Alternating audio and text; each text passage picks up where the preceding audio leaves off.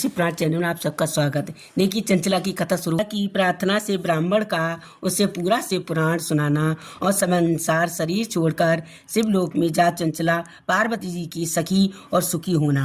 ब्राह्मण बोले, नारी सौभाग्य की बात है कि भगवान शंकर की कृपा से शिव पुराण की वैराग युक्त कथा को सुनकर तुम्हें समय पर चेत गया है। ब्राह्मण पत्नी, तुम डरो मत, भगवान शिव की शरण में जाओ और शिव की कृपा से सारा पाप तत्काल नष्ट हो जाता है। मैं तुमसे भगवान शिव की कार्तिक कथा से युक्त परम वस्तु का वर्णन करूंगा, जिससे तुम्हें सदा सुख देने वाली उत्तम गति प्राप्त होगी।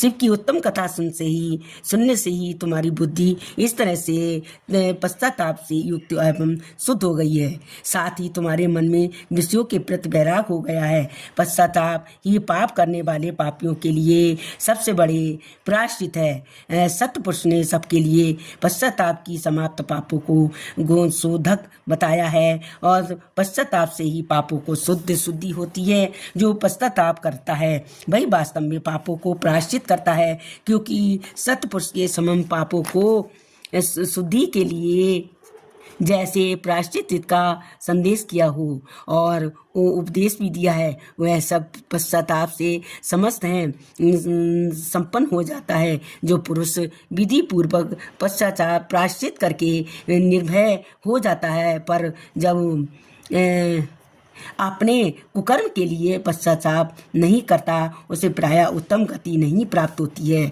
परंतु जिसे जो अपने कुकर्म तत्व पर हार्दिक पश्चाताप होता है, वह अवश्य उत्तम गति की भागी होता है। इसे संशय नहीं। इसे शिव पुराण की कथा सुनने से जैसे चित्त बुद्धि होती है, वैसे दूसरे उपायों से नहीं होती। जैसे दर्पण साफ करने पर निर्मल हो जाता है, उसी प्रकार इस शिव पुराण की कथा से चित्त अत्यंत शुद्ध हो जाता है। इससे संशय नहीं है। मनुष्य शुद्ध चित्त जगदम्बा पार्वती सहित भगवान शिव विराजमान रहते हैं। इससे है विशुद्धात्मा पुरुष श्री साम्य सदा शिव के पद को प्राप्त होता है। इस उत्तम कथा का श्रवण मनुष्य के लिए कल्याण का बीज है, और ये यथोचित